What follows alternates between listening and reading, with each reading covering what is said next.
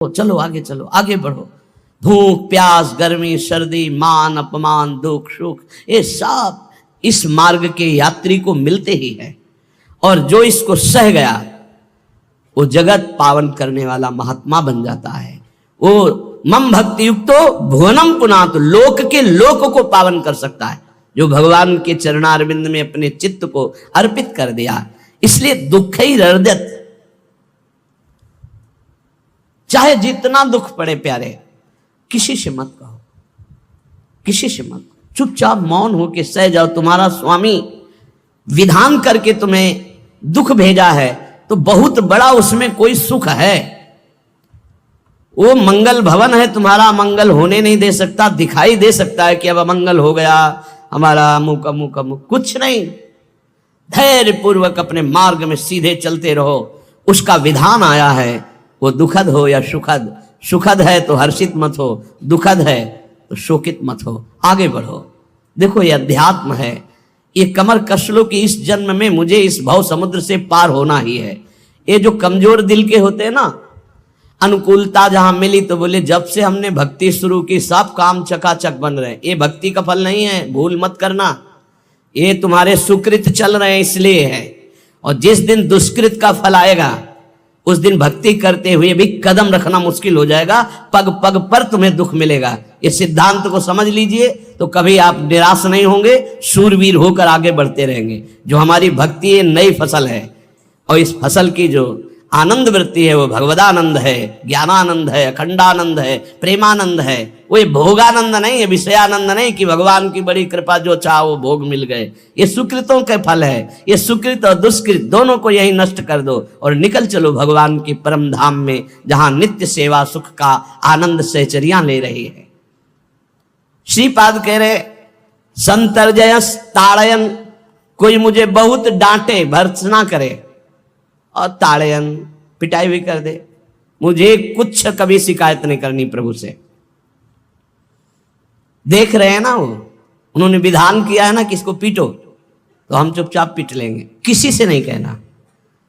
रहीमन मन की मन व्यथा रखिए मन में गोए, सुनिठ ले हैं लोग सब बांटने। इसीलिए असंगो हम, असंग किससे कहें अपने दुख सुख की बात। अपना दिल तो दिलवर को दे दिया, जो बीते सो दिल तो उनके पास है, वो तो जाने दुख सुख की बात, हम क्या जाने। हम तो बस आपके हैं।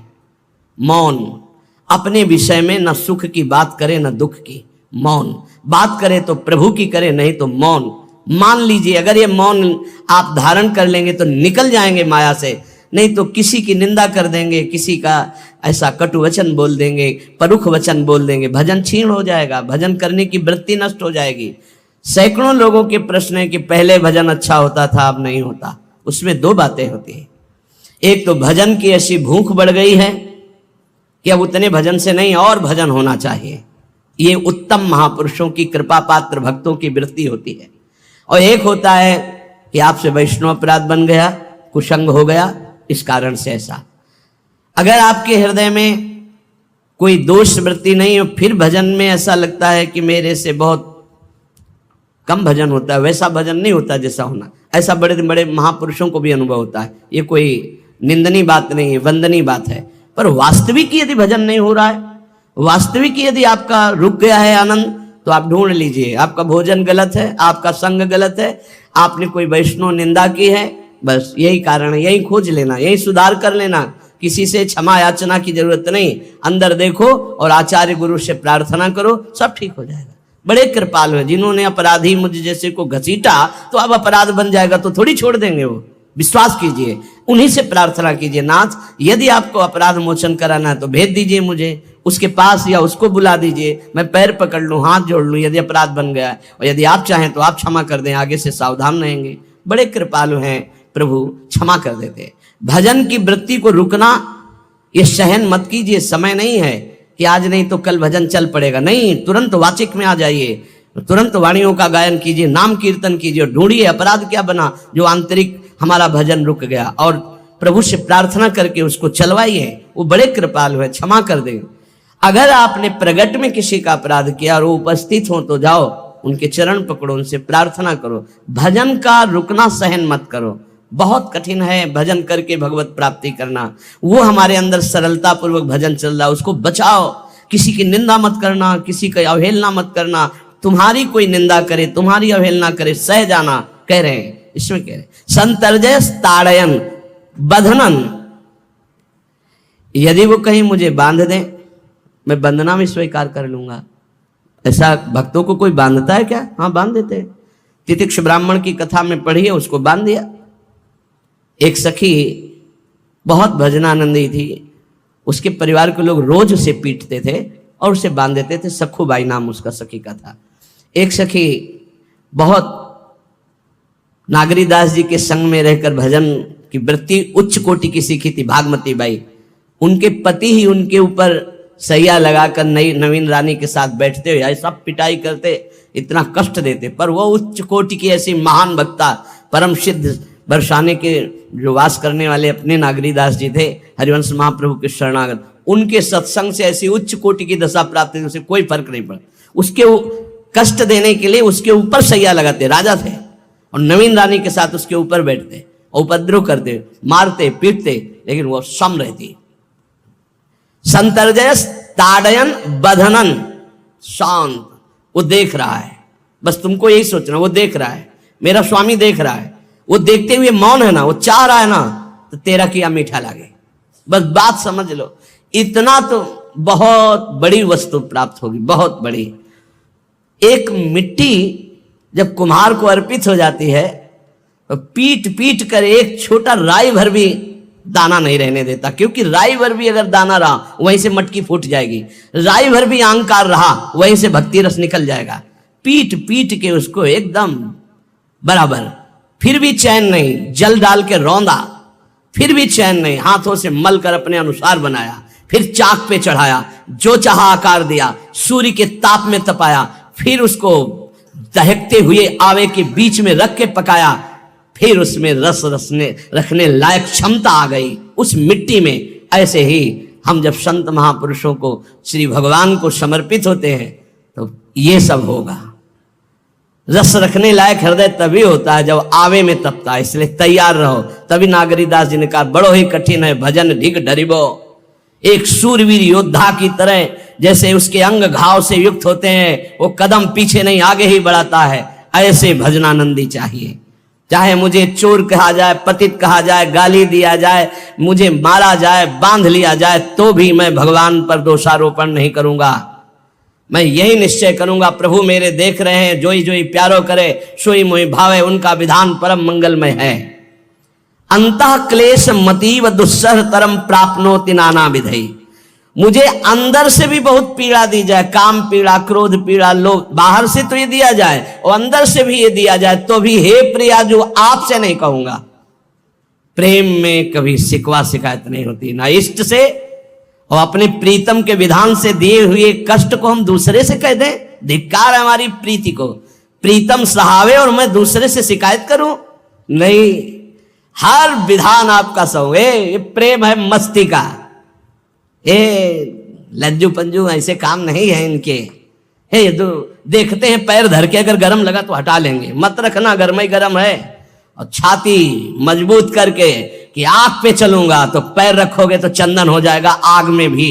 पूरे जीवन की बात कह रहा हूं, पूरे जीवन की। सोचो उस समय जब 13 वर्ष की अवस्था है और घर से निकले थे, कोई साथी नहीं है, कोई समझाने वाला नहीं, और आज इतना जीवन हो गया इसी यार के सहारे हुआ है। इसी यार, ना 1 रुपया कभी था, न रहा है और न रहेगा। प्रेमानंद का 1 रुपया नहीं है, प्रेमानंद की एक वस्तु नहीं, ना रहा ना रहेगा। हाँ, प्रेमानंद की सब वस्तुएं हैं, ना होते हुए भी पूरा विश्व मेरा। क्यों? प्रेमानंद भगवान का है, भगवदानंद को प्रेमानंद कहते। वही संपत्ति जीवन भर एक ही साथी रहा है, और हे नाथ ऐसी कृपा करना अब दूसरा साथी बने ना। अब आओ तो मृत्यु रूप में ही आओ, और किसी रूप में मत आना। साथी हो तो आपका साथ हो, सर्वहरण करने वालों में मैं मृत्यु हूं, बस उस रूप का इंतजार है। आओ उस रूप में और समेट लो अपनी लीला। बस कभी किसी से शिकायत, कभी किसी ने कैसे हो, आनंद है। नहीं सुना है किडनी खराब है तो सुना ही होगा, कोई दुख नहीं, कोई दुख नहीं। वर्तमान दुख वर्तमान के आनंद से बहुत छोटा है। क्या दुख है? स्वामी के द्वारा दिया हो। ये आप हमारी प्रार्थना मान लीजिए, इस मार्ग में चलने पर जो दुख मिले कभी किसी से कहना नहीं, नहीं तो प्रीति में कलंक लग जाएगा, वो तुम्हें प्रभु से हटा देगा। नहीं, रहीमन मन की मन व्यथा रखिए मन में गोए, सुन इछलई है लोग सब बाट न ली है। ये भगवत मार्ग शूरवीरों का मार्ग है। कभी अपनी अंतर व्यथा को किसी से मत कहो। जीवन में अगर कोई हमें कष्ट दे रहा है तो हमारा कर्म है, ना कि कोई व्यक्ति। ये बिल्कुल सिद्धांत तक चर्चा समझ लो। वही व्यक्ति जो मुझे द्वेष करता, वही व्यक्ति जो मुझे कष्ट और दंड देता, वही व्यक्ति प्रणाम करके छाती से लगाकर आंसुओं की धारा से अभिषिक्त किया, तो वो व्यक्ति था या कर्म? जब कर्म भोग हो गया तो वही हृदय से लगा के अश्रुधारा से क्षमा कीजिए, बहुत ऐसा नहीं नहीं, आप तो बड़ी कृपा की। व्यक्ति कभी कष्ट नहीं देता, मेरा कर्म उसके ऊपर सवार होकर मुझे दंड देता है। इसलिए मैं किससे कहूं? अपनी जबान से दांत कट जाए तो किससे कहूं? ये जो दांत, इससे जबान हमारी पीड़ा को किससे कहूं? अब अपने हाथ से चोट लग जाए किसको कहूं? ऐसे सब आत्मस्वरूप हैं, हमारा कर्म ही उनके ऊपर सवार होकर हमें दंड दे रहा है। इसलिए भाई, श्रीपाद का सिद्धांत जो कह रहे कि अगर भगवत प्रेम प्राप्त करना है तो मुंह बंद। 22 बाजार में कोड़े मारे गए, एक बार भी श्री कृष्ण से नहीं कहा। पूज्य भाई जी महाराज का जीवन कष्टमय है, कभी श्री कृष्ण से नहीं। बाबा नहीं सह पाए, बाबा ने श्री कृष्ण से कहा, श्री कृष्ण चंद्रजू से, ये क्या है, इतना कष्ट क्यों दे रहे हो उनके शरीर को? तो मुस्कुरा दिए, बोले मैं नहीं दे रहा हूं, ये तुम्हारे कर्म का फल भाई जी भोग रहे हैं। ऐसा? बोले हाँ। सीधे अस्पताल गए, भाई जी से कहा, ये आप हमारा प्रारब्ध क्यों भोग रहे हैं? तो कहा, आज ये कौन सा खेल रच रहे हो बाबा, क्या बात कर रहे हो? जीव का अपना कर्म भोगना होता है, किसी और का निजीकृत कर्म भोग? तो उनका, आप हमको बहका नहीं सकते, हमें परम तत्व से पता चला है कि आप हमारे कर्म। तो हंस दिए भाई जी और बोले, देखो हमें कोई फर्क नहीं पड़ता, आपको फर्क पड़ जाता। आप चढ़ो, जिस साधना की चढ़ाई पर चढ़ रहे हो चढ़ो, मंगलमय श्री कृष्ण तुम्हारी यात्रा को पूर्ण करें। हम तो अस्पताल में पड़े पड़े प्रिया प्रीतम के साथ खेल रहे हैं, कोई फर्क नहीं पड़ रहा। ये बड़े महापुरुषों ने अपने कष्ट की तो बात जाने दो, दूसरों के कष्टों को लेकर भोगाए। हम जरा सा कष्ट आ जाए तो बोले हमारे अंदर श्रद्धा थी अब खत्म हो रही क्योंकि कष्ट आने लगा। उसमें भगवान का क्या दोष है? वो तो बड़े कृपालु हैं कि ऐसे पापात्मा होने पर भी मुझे महात्माओं का संग दिया, धाम का वास दे रहे, नाम जपवा रहे हैं। अब हमारे पूर्व प्रारब्ध हमें कष्ट दे रहे हैं, इस समय भी वो हमें दुलार कर रहे हैं। जीव समझता नहीं, केवल दोषारोपण भगवान और भगवत मार्ग पर कर देता है। इसलिए उपासक को अंतः क्लेशमति व दुस्सहतरम, ये जो आप काम क्रोध से जल रहे हो ना, ये तपस्या है, इसका बहुत बड़ा लाभ मिलेगा। और अगर भोग रहे हो ना, गिर रहे हो, पतित हो रहे हो, तो वो सुख नहीं, वो शांति नहीं, वो विश्राम नहीं है। और एक बात ध्यान रखना, इस शब्द को याद रखना, ऐसे रहने पर भी हमारे द्वारा जो भी, वो हमारे स्वामी ऐसे लेते हैं, जन अवगुण प्रभु मान न काऊ, दीन बंधु अति मृदुल स्वभाव। कल शाम के पूज्य परमहंस राम मंगल दास जी की वाणी का चिंतन हो रहा था, उसमें कह रहे कि जो 30 मिनट भगवान नाम कीर्तन कर लेता, मेरी बात पर विश्वास रखना हो, उसको भगवत प्राप्ति होगी। 24 घंटे में 30 मिनट नाम कीर्तन कर लेता है और अन्य समय विस्मरण रखता है, तो 30 मिनट का नाम कीर्तन उसे भगवत प्राप्ति करा देगा। तुम्हें जो पाठ प्रिय हो, 30 मिनट पाठ कर लोगे, भगवत प्राप्ति हो जाए, कर लो। और बहुत पहुंचे हुए महापुरुष जिनके चरणों में अपार श्रद्धा है, आप लोग तो रात दिन लगे, आपको भगवत प्राप्ति नहीं होगी। चूक हो जाएगी तो जन अवगुण प्रभु मान न काऊ, दीन बंधु अति मृदुल स्वभाव। अग्नि की ज्वाला के समीप रुई का पहाड़ कितनी देर टिकेगा? कितनी देर टिकेगा? उसके ताप में झुलस जाएगा। ये अग्नि की ज्वाला है भगवान नाम कीर्तन, भगवत यश गुणगान। तो जैसे किसी को लगे कि वो नाम जब भी करता है वो रुचि पूर्वक पाप करता है, असंभव।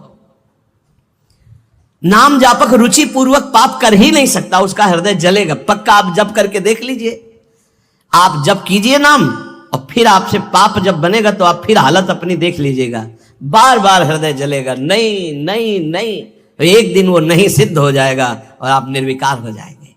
इसलिए अंतः क्लेश, अगर बुद्धि मति हो, अति अंदर क्लेश आ रहा है, कभी काम आ रहा है, कभी क्रोध आ रहा है, कभी लोभ आ रहा है, कभी मोह आ रहा है, ये आता रहेगा जब तक भगवत साक्षात्कार नहीं होगा। ऐसा मत समझो कि 2-4 महीने जब करेंगे तो हम सिद्ध हो जाएंगे, ये आता रहेगा। ये बहुत भागवतिक शक्ति से संपन्न है विकार, कोई साधारण नहीं है कि तुम माला जपोगे वो नहीं आएगा, माला जपते समय ही आएगा वो। ये भागवतिक शक्ति से संपन्न, काम क्रोध लोभ मोह तब त्रिभुवन को परास्त कर रहे हैं। ये भगवान के पावर से शक्तिमान है। तुम्हारा अहंकार जब गलित हो जाएगा तो इनका आना ही बंद हो जाएगा। जब तक अहंकार रहेगा तब तक ये आते रहेंगे। तो जो तुम्हारे अंदर जलन हो रही, मत कहो किसी से, सह जाओ, यही तपस्या हो जाएगी, यही भगवान की प्राप्ति का हेतु हो जाएगा। प्रभु के लिए थोड़ा कष्ट सहकर आप आगे बढ़कर देखिए वो कितना आपको प्यार देते हैं। यही कष्ट सहना है, आंतरिक विकारों को सहना, बाहरी प्रहारों को सहना, कभी किसी से ना कहना, ये भक्तों का स्वभाव। मौन, इसीलिए वाणी से मौन, कुछ ना बोलना। हमने एक संत भगवान को देखा, 22-23 वर्ष पहले वृंदावन में कच्चा मार्ग था, एक बोरा रखते थे ऐसे, पागलों जैसा भेष था। तो जब रात्रि के 11 बजे वापस यमुना किनारे से प्रसाद पाके यमुना किनारे गए, यमुना किनारे से जब लौटते थे तो उनको देखते थे अकेले वो बैठे रहते थे। उनकी मुद्रा देख के लगता था भगवदानंद में डूबे भी हैं। नजदीक बैठे, बोरा उठाया, चल दिया। अमित पीछा छोड़ने वाले थे नहीं पीछे, तो उनका क्या बात है, क्यों पीछे हो? अब संत वेश हमारा भी तो मर्यादा से ही बोलेंगे, वो कुछ नहीं, केवल जानना चाहते हैं आपको। तो कालीदय की इधर एक तमाल का पेड़, जो श्वेत रंग का एक वृक्ष है, उसका मुझे नाम नहीं याद आ रहा, गुलर जैसा, और वो तमाल में लिपटा हुआ अब भी है। दाहिनी तरफ है ये जो खाली जगह पड़ी ऊंची, जब अपने दाहिनी तरफ बर्फ फैक्ट्री के आगे जाते हैं, उसी के नीचे बैठ गए। तो हमने पूछा, आपकी स्थिति देखकर मुझे लगता है आप हर समय भगवदानंद में डूबे रहते हैं। बोले जब लगता है तो प्रश्न क्यों करते हो? हम कहा आपकी वेशभूषा देखकर। तो बोले जगत से बचने के लिए ये वेशभूषा है। एक बोराए से, जैसे कोई बीनने वाले होते हैं, कबाड़ बीनने वाले, ऐसे बोराए से रखे थे, एक गमछा लगाए हुए थे, पूरा शरीर खुला, कोई साधु का वेश नहीं, कोई चिन्ह नहीं, और उनकी स्थिति भगवदानंद में थी। तो उनका ये किसके उपदेश, किस मार्ग के उपदेश, किस इष्ट की आराधना से आपको ऐसी स्थिति प्राप्त हुई? बोले प्रथम पूज्य श्री स्वामी राम सुखदास जी महाराज का सत्संग हुआ, इष्ट देव श्री कृष्ण, इष्ट ग्रंथ गीता, उसी की कृपा से मुझे ऐसा, मैं भारत के हर तीर्थों में वास करता हूँ, भ्रमण करता हूँ, असंग रहता हूँ, और यही वेशभूषा रहती है बड़ा अंदर से। तो भोजन प्रारब्धवशात जो सामने आ जाता है उसे पा लेता हूँ, नहीं आता भूखा रहता हूँ। तो कहा अगर हम मधुकरी ले आवे कभी आप जिससे, तो पालेंगे? बोले दे देंगे तो पालेंगे। दूसरे दिन मधुकरी लेकर के, तो रोज हमारी उनके चरणों में श्रद्धा, क्योंकि उनका रहना और चिंतन दोनों, रहनी और चिंतन बड़ी प्रशंसनीय। जो वीतराग परमहंस हो गया, अक्षर सा वैसे, कुछ पास नहीं, केवल बोरा, वो नाटक के लिए बोरा कि कोई समझे कबाड़ बिनने वाला, और एक गमछा ऐसे रंग बिरंगा, बस कुछ नहीं, कोई भागवतिक चिन्ह नहीं। एक दिन देखा वो पड़े मक्खियां भिन भिना रही, तो नजदीक गए, क्या होगा? कहा चुप जाओ। इनका बोलिए ना। बोले वमन और शौच दोनों हो रही है, शरीर बिगड़ गया है। तो हम कहा औषधि के लिए हम व्यवस्था, बोले इसीलिए कह रहा हूँ आप बच जाइए। तो हम कहा हमें बता तो दीजिए क्यों नहीं? तो बोले आया हुआ प्रारब्ध है, इसको हंस के भोगना है। ऐसे कोने में साइड में ऐसे पेड़ के किनारे पड़े, 2-4-10 दिन जो भी व्यवस्था उनकी बनी, फिर वो हमको दर्शन नहीं मिले, अन्य तीर्थों में चले गए होंगे। ऐसा महापुरुष, क्या हम अपने शरीर को इतना प्यार करें कि भगवान से श्रद्धा हो जाए, भक्ति मार्ग में हम लड़खड़ा जाए, फिर सत्संगी किस बात का? ये पक्का समझ लीजिए, ये जो भगवत मार्ग है ये शूरवीरता का मार्ग है, सहन करने का मार्ग है। जितने भी महापुरुषों के चरित्र हैं आप पढ़ करके देख लीजिए, भगवान के चरित्र से भी ज्यादा लाभ भक्त चरित्र सुनने से इसलिए होता है कि हमको लगता है कि हमारे जैसा जन्म लेकर इतना कष्ट सहकर इस ऊंचाई पर पहुंचे, ये बड़ी बात है कि वो जीवत्व से हमारी तरह पैदा होकर ईश्वत्व को जाता है। इसलिए भक्त चरित्र में विशेष बल हमको प्राप्त होता है। क्या क्या कष्ट सहते, और आप खुद देख लीजिए, आपको जितना कष्ट है उससे बड़ा सुख है कि नहीं, अंदर देख लीजिएगा तो इसी से अनुमान लगा लीजिए। जितना बड़ा कष्ट उससे कई गुना बड़ा सुख भगवान देते हैं, तभी वो उनका यश गाते रहते हैं। ऐसे थोड़ी होता है कि हमारे भगवान का हम भजन करते, हमारे साथ न्याय नहीं हुआ। न्याय तो सही बात नहीं हुआ, नहीं तो तुम्हारी दुर्गति हो जाती। सही बात में उन्होंने न्याय नहीं किया, पक्षपात किया है तुम्हारा। अगर वो सही न्याय करते तो ईमानदारी से कहते हैं, केवल नरक के कीड़ा ही बनना पड़ता और कुछ नहीं है। खूब देख लो, डबल चेहरा होता है। एक सामने का चेहरा देख रहे हो और एक एकांत का चेहरा होता है, डबल चेहरा होता है। और भगवान डबल रखो चाहे तिबल, सब देखते हैं। सब हम बैठे हुए देख लो ईमानदारी से वृंदावन की भूमि में। एक चेहरा है जय श्री राधे, और एक चेहरा है जो राक्षस है अंदर बैठा। देख लो, अंदर देख लो, बिल्कुल इस समय सीसी कैमरे में हो, अंदर देख लो, एक राक्षस बैठा है।